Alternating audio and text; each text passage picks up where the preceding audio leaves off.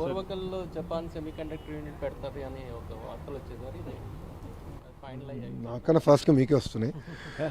అన్ని విషయాలు మేము డిస్కస్ చేస్తున్నాం. ఎందుకంటే మీరు చూస్తే ఆంధ్ర రాష్ట్రంలో చాలా స్పష్టంగా ఒకే రాజధాని కానీ అభివృద్ధి వికేంద్రీకరణ అనేది ఎన్డీఏ ప్రభుత్వం నినాదం. దాంట్లో భాగంగా గతంలోనే మేము వికేంద్రీకరణ ఎట్లా చేయాలని చేసి చూపించాం. ఈరోజు మీరు చూస్తే కియా మోటార్స్ ఎక్కడికి వచ్చింది? అనంతపూర్కి వచ్చింది. ఎలక్ట్రానిక్స్ మ్యానుఫ్యాక్చరింగ్ ఎక్కడ వచ్చింది? చిత్తూరుకు వచ్చింది.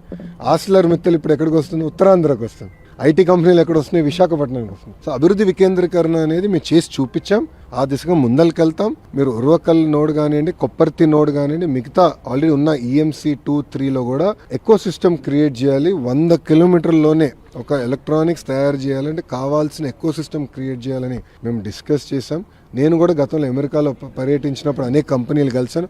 వాళ్ళ ఫీడ్బ్యాక్ ఏంటో కూడా గౌరవ మంత్రి గారికి నేను చెప్తాం జరిగింది. మేము అవన్నీ డిస్కస్ చేసుకున్నాం. గౌరవ మంత్రి గారు కూడా త్వరలో విశాఖపట్నానికి, అదేవిధంగా మన తిరుపతికి వచ్చి మన గతంలో తెలుగుదేశం పార్టీ అధికారంలో ఉన్నప్పుడు ఎలా చేసాం, ఏం చేసాం అని ఆయన స్వయంగా చూడాలని కూడా కోరటం జరిగింది. త్వరలో ఆంధ్ర రాష్ట్రం మంత్రి గారు కూడా వస్తారు. చూసారు కదండి. మరి ఈ వీడియో కనుక మీకు నచ్చినట్లయితే ఒక లైక్ కొట్టేసి మీ అభిప్రాయాన్ని కూడా కామెంట్ బాక్స్ లో తెలియజేస్తూ ఇలాంటి ఇంట్రెస్టింగ్ అప్డేట్స్ కోసం మా ఛానల్ ని సబ్స్క్రైబ్ చేసుకోండి.